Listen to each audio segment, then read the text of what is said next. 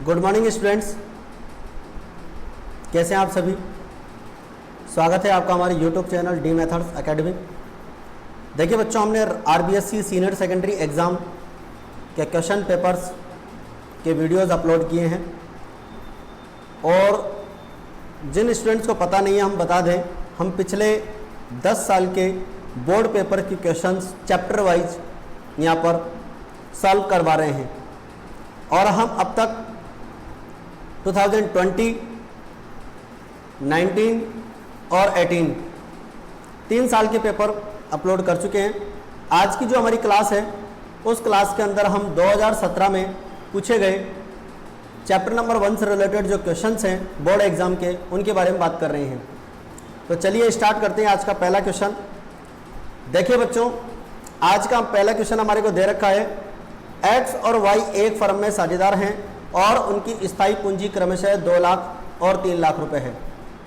चालू वर्ष के अंत में वे 10% की वार्षिक दर से पूंजी पर ब्याज लगाना भूल गए। उपरोक्त के लिए अगले वर्ष के प्रथम दिन एक समायोजन प्रविष्टि कीजिए। देखिए बच्चों, आपको एक पहले तो इंपॉर्टेंट बात मैं बता दूं कि वर्ष 2018 में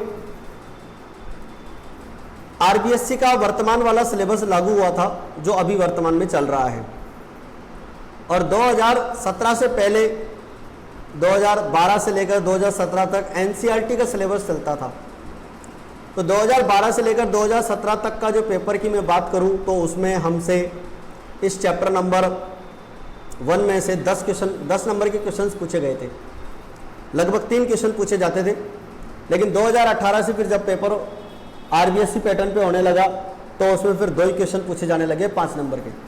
यानी कुल मिला के बात ये कि 2017 वाले पेपर में ये पहला चैप्टर जो है 10 नंबर का था और 3 क्वेश्चन इसमें पूछे गए थे। पहला क्वेश्चन 2 नंबर का था, एक्स और वाई एक फर्म में साझेदार हैं, उनकी स्थायी पूंजी क्रमशः 2 लाख और 3 लाख है। चालू वर्ष के अंत में 10% की दर से ब्याज पूंजी पर लगाना भूल गए और उपरोक्त वर्ष के अगले वर्ष के प्रथम दिन एक समायोजन प्रविष्टि करनी है। तो देखो एक समायोजन प्रविष्टि कैसी होगी, देखते हैं। समायोजन प्रविष्टि तो देखो ये दे रखी है हमारे को, एक्स करंट अकाउंट दिया टू वाई करंट अकाउंट 5000 रुपये। अब ये अपने को डायरेक्ट ऐसे समझ में नहीं आएगी, तो सबसे पहले एक काम करते हैं, इसकी हम पहले एनालिटिकल टेबल समझ लेते हैं। देखो इसकी एनालिटिकल टेबल इस प्रकार से होती है। अब आप कहेंगे सर एनालिटिकल टेबल का मतलब क्या होता है। देखो जी, जब साझेदारी खाते बंद हो चुके होते हैं और उसके बाद कुछ समायोजन करने होते हैं, तो समायोजन 2 तरीके से होता है। एक तो होता है एक समायोजन प्रविष्टि करके और एक होता है लाभ हानि समायोजन खाता खोलकर समायोजन। तो ये जो पहली विधि है, एक समायोजन प्रविष्टि जब अपन से वो पूछता है तो उसके लिए पर अपन ये एनालिटिकल टेबल बनाते हैं, विश्लेषण तालिका बनाते हैं, और इस तालिका में सिर्फ उन्हीं व्यवहारों को दिखाया जाता है जिन व्यवहारों का समायोजन नहीं किया गया है। जैसे अच्छा, यहाँ पर क्या होता है कि हर पार्टनर के 2 कॉलम बनाए जाते हैं, डेबिट और क्रेडिट।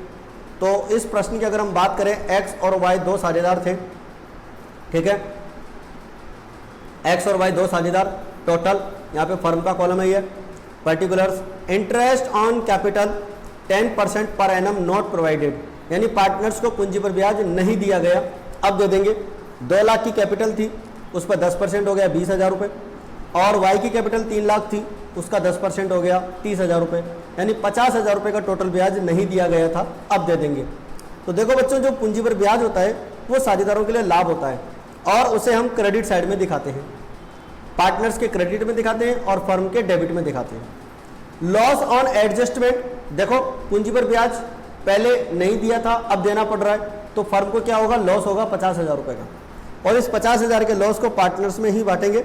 तो लॉस ऑन एडजस्टमेंट 50,000 रुपये डिस्ट्रीब्यूटेड इन 1:1, 25,000 एक्स को मिलेगा और 25,000 वाई को मिलेगा, यानी दोनों को 25,000 रुपये का लॉस बांट देंगे और उसके बाद हम टोटल लगा लेंगे। तो देखो जो अमाउंट पार्टनर्स के डेबिट में आएगा वो अमाउंट फर्म के क्रेडिट में आएगा, फिर दोनों तरफ का टोटल लगा लेंगे। फिर आगे यहाँ पर टोटल लगाने के बाद सबका टोटल लगा लिया, अब चेक करेंगे कि डिफरेंस कितना आ रहा है। देखो एक्स का डेबिट का बैलेंस है 25,000 और क्रेडिट का बैलेंस है 20,000, तो डिफरेंस कितना हुआ, 5,000 रुपये का डिफरेंस हो गया। और कौन सा बैलेंस हुआ, डेबिट बैलेंस। वाई का जो बैलेंस था वो हो जाएगा, देखो 25,000 तो है डेबिट का और 30,000 रुपये क्रेडिट का।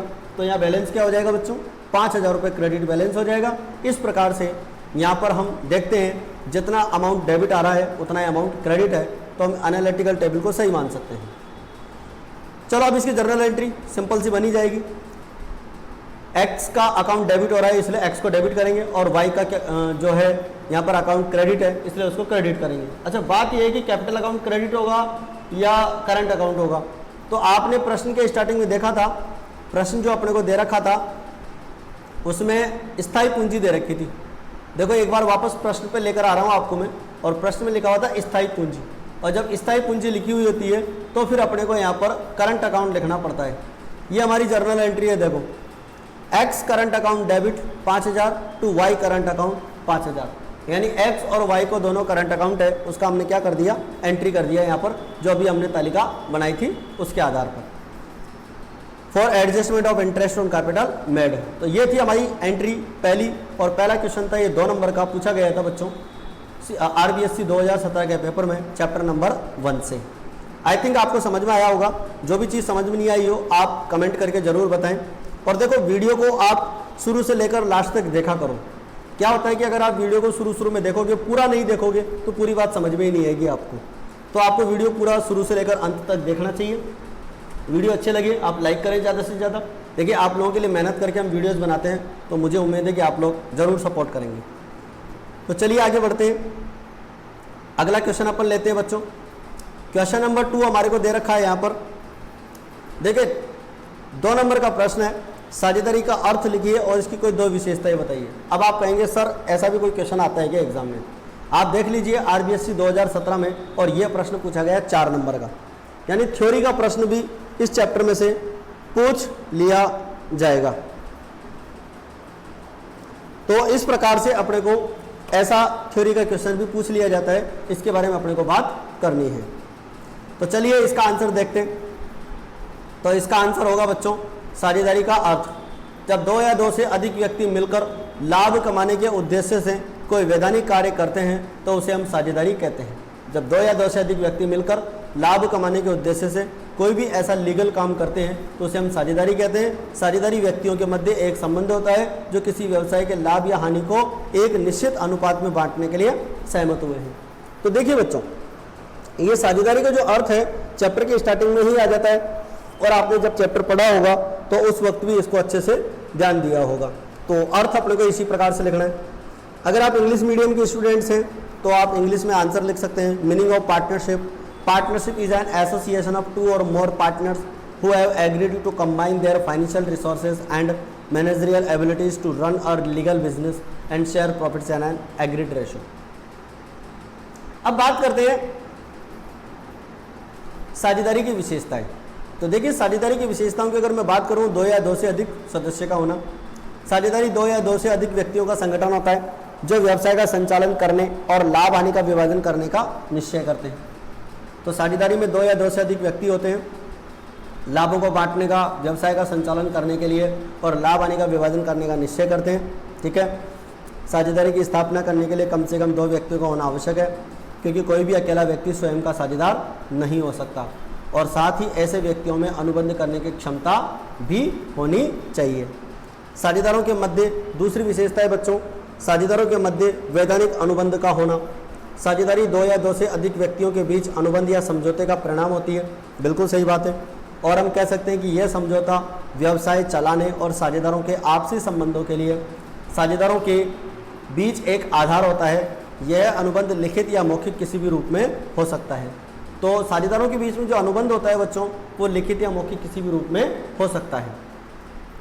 एक मौखिक समझौता भी वैध होता है, लेकिन किसी भी विवाद से बचने के लिए यह प्राथमिकता दी जाती है कि साझेदार एक लिखित समझौता करें। यानी कि भविष्य में किसी प्रकार का कोई विवाद उत्पन्न हो जाए तो उसका समाधान करने के लिए हमें क्या करना चाहिए, लिखित समझौता करना चाहिए। तो ये थी हमारी साझेदारी की 2 विशेषताएं। देखो अर्थ और 2 विशेषताएं लिखनी है, डिटेल करनी है उनकी, तो आपको 4 नंबर मिल सकते हैं। और ये यहाँ पर है इस आंसर का इंग्लिश वर्जन। अगर आप इंग्लिश मीडियम के स्टूडेंट्स हैं तो बात को आप यहाँ से समझ सकते हैं। 2 or more than 2 partners agreed among partners। ठीक है, तो कैरेक्टरिस्टिक्स ऑफ पार्टनर्स अपन यहाँ पर बता सकते हैं। इसके बाद में बात करें अगले क्वेश्चन की, एक्स, वाई और जेड एक फर्म में साझेदार हैं। 1 अप्रैल 2015 को उनकी पूंजी खातों के शेष क्रमशः 50,000, 40,000 और 10,000 रुपये थे। देखिए 4 नंबर का प्रश्न है और P&L एप्रोप्रिएशन से रिलेटेड क्वेश्चन है, और मैं आपको पहले ही क्लियर कर चुका हूँ कि प्रॉफिट एंड लॉस एप्रोप्रिएशन का क्वेश्चन बहुत इंपॉर्टेंट क्वेश्चन होता है, इसको आपको अच्छे से ध्यान से पढ़ना चाहिए। तो देखिए एक्स और वाई साझेदार हो गए, 50,000, 40,000 और 10,000 रुपये की पूंजी है। जेड को 5,000 रुपये वेतन से क्रेडिट किया जाएगा, यानी जेड को 5,000 रुपये वेतन देना है। सभी साझेदारों को पूंजी पर ब्याज देना है 10%, 50,000 का, 40,000 का, 10,000 का 10% निकालना है, और शेष लाभ जो बचेगा वो साझेदारों में क्या करना है बच्चों, बराबर बांटना है। बहुत ही सिंपल सा क्वेश्चन है। उपरोक्त समायोजनों से पूर्व फर्म का लाभ 31 मार्च को 45,000 रुपये का लाभ हुआ था और लाभ हानि नियोजन खाता अपन से पूछा है। तो चलिए बच्चों बात करते हैं इसके सॉल्यूशन की। ये इस सवाल का इंग्लिश वर्जन है, आप इंग्लिश मीडियम के स्टूडेंट्स हैं तो यहाँ से देख सकते हैं। अब बात करते हैं इस account profit and loss appropriation के सॉल्यूशन के बारे में। तो देखिए प्रॉफिट एंड लॉस एप्रोप्रिएशन अपन इस प्रकार से बनाते हैं। For the year ending 31 March 2016 profit and loss account 45,000 रुपये का प्रॉफिट अपने को दे रखा है। नेट प्रॉफिट अपन इसके अंदर लिखेंगे। To interest on capital X, Y और जेड 10,000 रुपये का पूंजी पर ब्याज हो जाएगा। 50,000 की कैपिटल थी एक्स की, तो 10% 5,000 हो गया। वाई की कैपिटल थी 40,000 रुपये, उसका 10% हो गया। जेड की कैपिटल थी उसका 10% हो गया 10,000 का। इस प्रकार से पूंजी पर ब्याज हो गया 10,000 रुपये टोटल। और सैलरी टू जेड, जेड को सैलरी 5,000 रुपये देनी थी, प्रश्न में लिखा हुआ था आपको जेड को सैलरी 5,000 रुपये देनी है, क्रेडिट करनी है। इसके बाद में आपको बताया गया था कि जो शेष लाभ होगा, अब आप देखो 45,000 क्रेडिट का टोटल है, उसमें से मैं ये 15,000 अगर घटा दूं तो कितना बचेगा बच्चों, 30,000 बचेगा। और 30,000 को हम क्या करेंगे, सभी साझेदारों में बराबर बराबर बांट देंगे, तो 10,000, 10,000 और 10,000। तो इस प्रकार से ब्याज कितना हो जाएगा, 45,000 रुपये का लाभ हो जाएगा। और इस लाभ को सभी साझेदारों में बराबर बराबर बांट देंगे, 30,000 को 10,000, 10,000 और 10,000। तो ये था बच्चों हमारा क्वेश्चन नंबर 3 और बोर्ड का पेपर 2017 के पेपर में ये क्वेश्चंस पूछे गए थे। चैप्टर नंबर 1 का अपन बात कर रहे हैं। बहुत जल्दी हम 2016, 15, 14 इनके वीडियोस भी जल्दी से जल्दी अपलोड करके चैप्टर नंबर 1 को ख़त्म करके हम चैप्टर नंबर 2 के बारे में बात करने वाले हैं। और चैप्टर नंबर 2 में बहुत ही अच्छे अच्छे इंपॉर्टेंट क्वेश्चंस पूछे जाते हैं। तो काफ़ी आज के लिए। अगर आपने अपना ये चैनल अभी तक सब्सक्राइब नहीं किया हो तो आप इसको सब्सक्राइब कर लीजिए, और जो पास में बेल आइकन का बटन दे रखा है उसको भी आप प्रेस कर लीजिए, ताकि वीडियो का नोटिफिकेशन आपको सबसे पहले मिल सके। वीडियो आपको कैसी लगी आप कमेंट करके ज़रूर बताएं, और अपने फ्रेंड्स के साथ ज़्यादा से ज़्यादा इसको शेयर करें। तो मिलते हैं अगले वीडियो में। जय हिंद, जय भारत।